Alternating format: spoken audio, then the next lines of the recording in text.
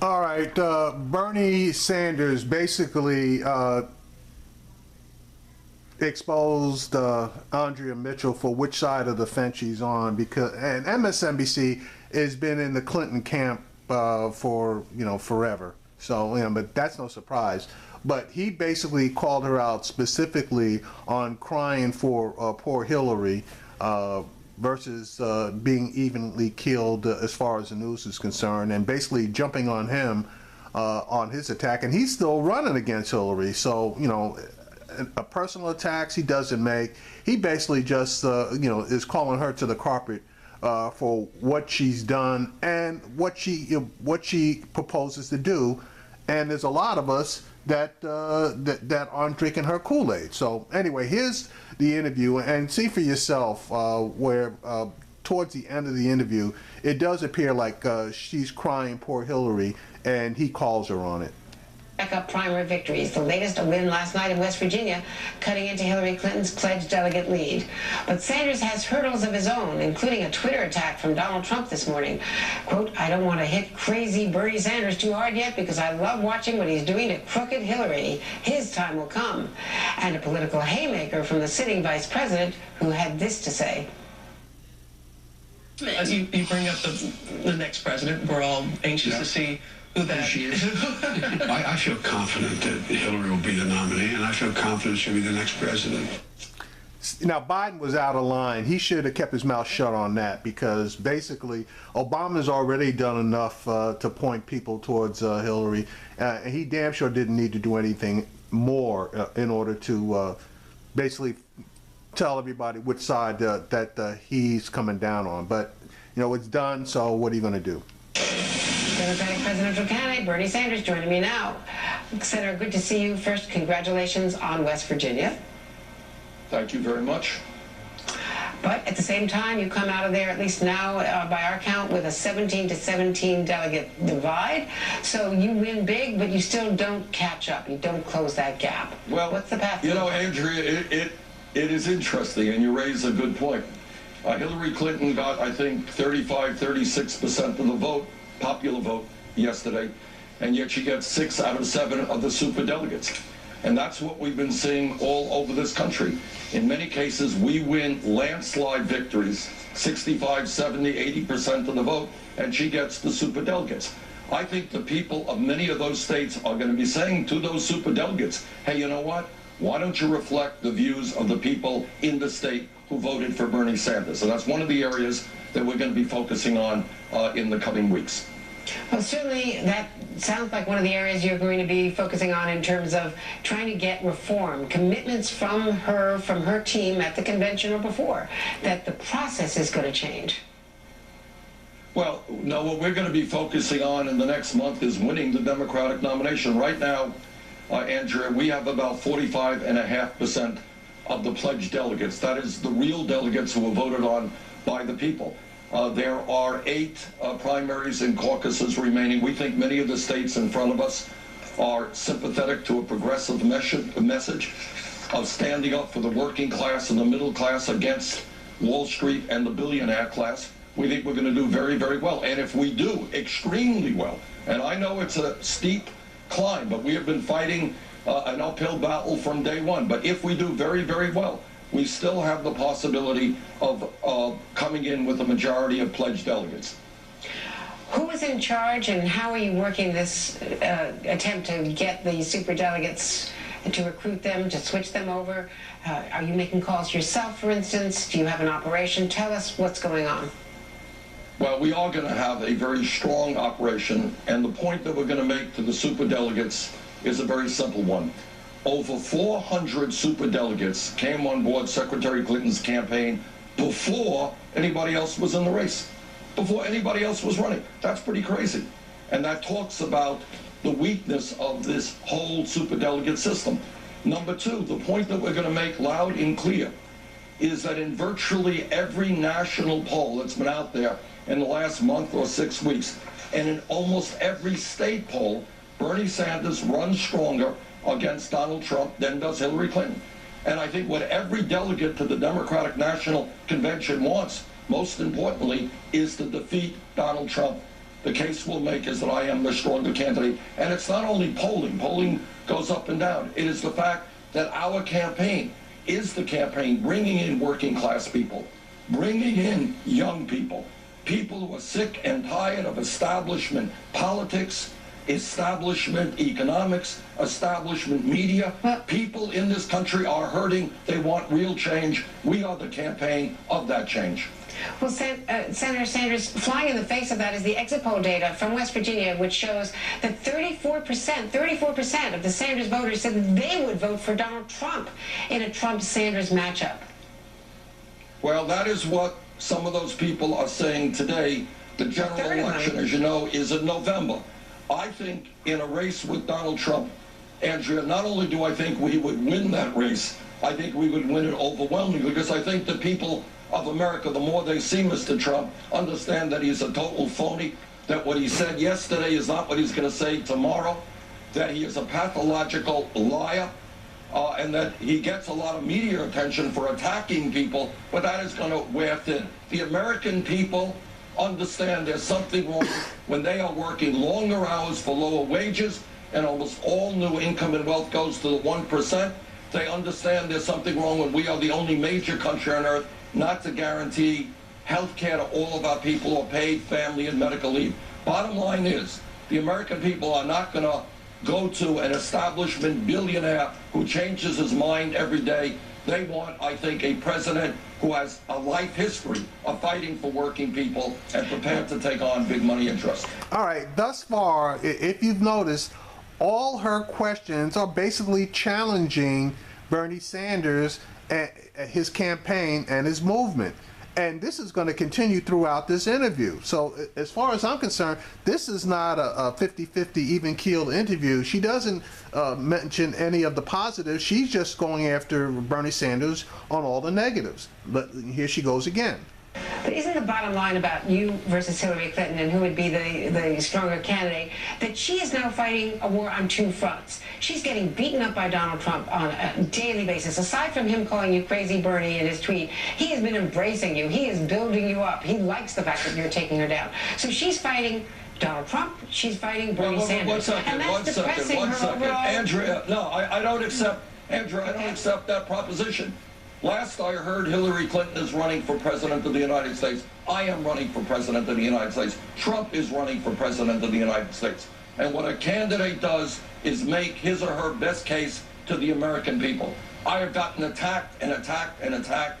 My record has been misinterpreted and lied about.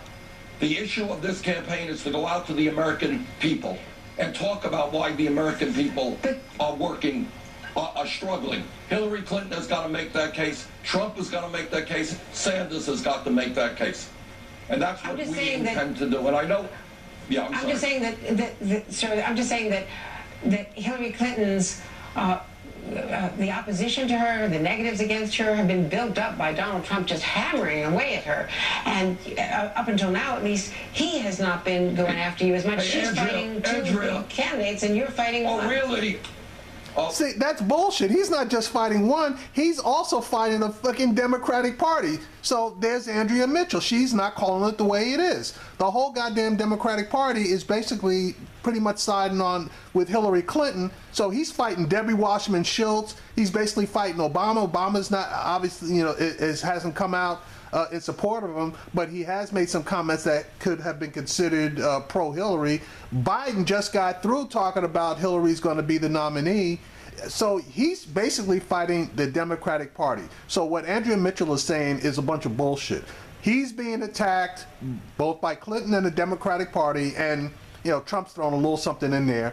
Clinton's being attacked by the entire Republican Party, obviously including Trump, and Bernie's coming in and calling her on a record. Because Bernie, if I were Bernie, I would have been all over those emails and everything else. I'm in it to win it. He's in it to win it, but he's trying to be in it to win it just based on the issues. When you're going to go after the highest office in the land, you got to use every weapon in the arsenal. And there's a whole lot that Bernie has left on the table. And the other main complaint I had was Bernie didn't fight for every single vote like he's fighting for every single vote now. But Andrea Mitchell's full of shit as far as she's being attacked on two fronts. Everybody's getting attacked on two fronts. Really? Andrea, in every state that we have won, in 19 states, we have had to take on the entire Democratic establishment. Exactly. We've had to take on senators and governors and mayors and members of Congress. That's what we have taken on. So please do not moan to me about Hillary Clinton's problems. I'm in this race to win. We're taking on the Democratic establishment. We are standing up for working people, and we have a shot. It is a steep hill to climb, but we're going to fight for every last vote that we can get, every delegate that we can get, and that's what I intend to do in the next month, 5 weeks. Well, I don't think I was moaning about Hillary Clinton's problems, but... Bullshit, you were moaning about Hillary Clinton's problems. Just to point out, let me play a little bit of Donald Trump on Morning Joe and ask you to react. Well, Bernie Sanders has a message that's interesting. I'm going to be taking a lot of the things that Bernie said and using them. He said some things about her that are actually surprising, that essentially she has no right to even be running, and that she's got bad judgment. When he said bad judgment, I said soundbite. So if you do, I'm just saying, if you do lose, are you giving him the weapons against her? Hell no, because if she's got bad judgment, she's got bad judgment. Bernie Sanders isn't doing 50% of the crap that the GOP is going to do once and if, and that is a big, at this point, if Donald Trump becomes a nominee. They're going to jump on her with both feet, the kitchen sink, the bathroom tub, and everything else. So if she can't defend herself against Bernie, okay, successfully, then she shouldn't be in the damn race. Well, if Donald Trump wants to take my ideas and fight for a single-payer national health care program, wants to fight to make sure that the wealthiest people in this country, like Donald Trump, start paying their fair share of taxes, wants to make sure that we have paid family and medical leave, raise the minimum wage to $15 an hour, rebuild our crumbling infrastructure. If that's what Donald Trump is supporting, I think that's a good thing, and I hope Hillary Clinton does that as well. But frankly, of course, that is not what Trump will be saying. Point is, when you run for president of the United States, you got to make your case to the American people. And in fact, as you well know, there are many areas that I could have attacked Hillary Clinton on that I have chosen not to attack her on. And I would have attacked her on every last single one of those, because her ass shouldn't have been there. What I have done is run an issue-oriented campaign. That is what the American people want. And by the way, when you have a real debate about real issues, when you get more and more people involved in the political process, it results in a higher voter turnout. Democrats will win in November, whether it's Clinton or myself as the candidate, when there is a high voter turnout. Republicans win when there is a low voter turnout. I think a vigorous debate, an honest debate about the real issues facing the American people will result in a higher voter turnout, which is good for Democrats. Speaking of real issues, Donald Trump went after Hillary Clinton and Bill Clinton repeatedly over the weekend, dredging up all sorts of personal attacks. I want to play a little bit of that for you and ask your reaction. She's married to a man who hurt many women, and Hillary, if you look and see study, Hillary hurt many women, the women that he abused. Do you remember? See, and then that's Trump sprouting bullshit, and he's got nothing to back it up with, and he's been asked specifically to cite the individual cases where Hillary has hurt people, and he can't. So, he's throwing shit up on the wall and hoping that something sticks with the people. For sure it's going to stick with his supporters, but he's hoping that some of that will stick with other people. Remember the famous, I did not have sex with that woman, and then a couple of months later, I'm guilty. And she's taking negative ads on me. She should, only because he cheated on his first wife and his second wife. So if the first wife basically couldn't trust him to be faithful, and the second wife couldn't trust him to be faithful, why should the American people trust him for anything that he says? His word basically with his ex-wives was no good, so his word should be no good with us. Because obviously it's a lot more personal when you're dealing with a spouse than when you're dealing with somebody that you will never see. He's called her an enabler. Do you agree with that? Look, the media loves that kind of stuff, and that's why Trump is doing so well. That is the kind of ugly stuff that I do not go near. No, I debate Hillary Clinton on the important issues facing working people. The media loves every ridiculous remark that Donald Trump makes. Exactly. But we are going to stay focused on the issues. And the issues are a growing gap between the very rich and everybody else, and the fact that we have a government and a corrupt campaign finance system that enables the wealthy and the powerful to control legislation and economic decisions in this country. I want a government that represents all of us, not just the 1%. Those are the issues that I talk about, not Bill Clinton's personal life, not Hillary Clinton's emails, not the Clinton Foundation. That is what Trump will talk about. That's what the media will talk about. I will focus on the issues facing working families in this country, and I hope the media will allow that discussion to take place.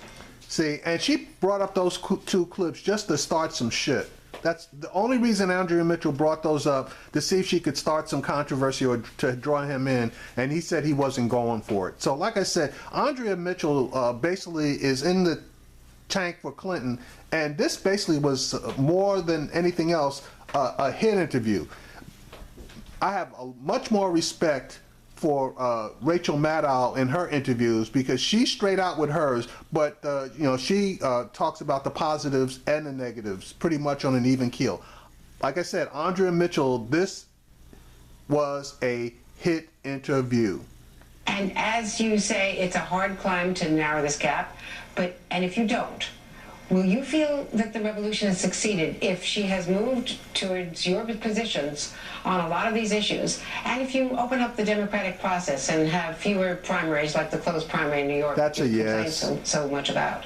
Well, Andrew, our focus right now is on winning the Democratic nomination. But this is what I want to say, whether I win or whether I don't. Democratic Party has got to note that we have won in virtually every contested contest out there.